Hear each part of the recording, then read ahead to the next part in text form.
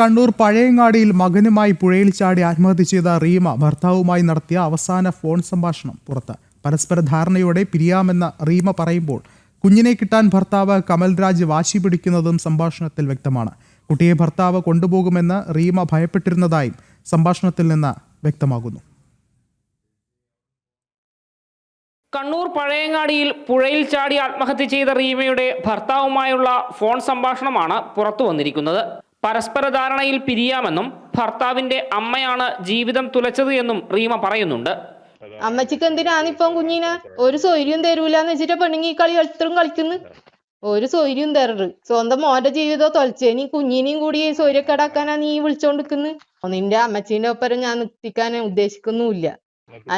എനക്ക് ജീവനില്ലെടുത്തോളം ഞാൻ ഓനെ നിങ്ങളുടെ അടുത്തേക്ക് വിടൂല. ഒന്നിക്കാൻ ഞാൻ കുഞ്ഞിനെയും കൊണ്ട് ചാവും ആ അവസ്ഥയിലെത്തിനെങ്കിൽ, ഇല്ലെങ്കിൽ നിങ്ങൾ ഒന്നിച്ച് ഞാൻ ഇനി വിടുന്നത് നിങ്ങൾ പ്രതീക്ഷിക്കണ്ട. ഇനി എന്ത് നിയമം വന്നിട്ടുണ്ടെങ്കിലും ഞാൻ നിങ്ങളൊന്നിച്ച് വിടൂല. ഇനിയും വരും അടി നടത്തേണ്ടതാണെങ്കിൽ അടിക്കുകയും ചെയ്യുമെന്ന് ഭർത്താവ് ഭീഷണിപ്പെടുത്തുന്നുണ്ട്. എന്നാൽ ജീവനുള്ളിടത്തോളം കാലം കുഞ്ഞിനെ നിങ്ങളുടെ കൂടെ വിടില്ലെന്ന് റീമ പറയുന്നതും ഫോൺ സംഭാഷണത്തിലുണ്ട്. മാത്രമല്ല, അങ്ങനെയൊരു സാഹചര്യം വന്നാൽ കുഞ്ഞിനെയും കൊണ്ട് താൻ മരിക്കുമെന്ന് റീമ ഭർത്താവിന് മുന്നറിയിപ്പും നൽകുന്നുണ്ട്. അതേസമയം യുവതിയുടെ ആത്മഹത്യയുമായി ബന്ധപ്പെട്ട് പോലീസിന്റെ അന്വേഷണം തുടരുകയാണ്. ജനം, കണ്ണൂർ.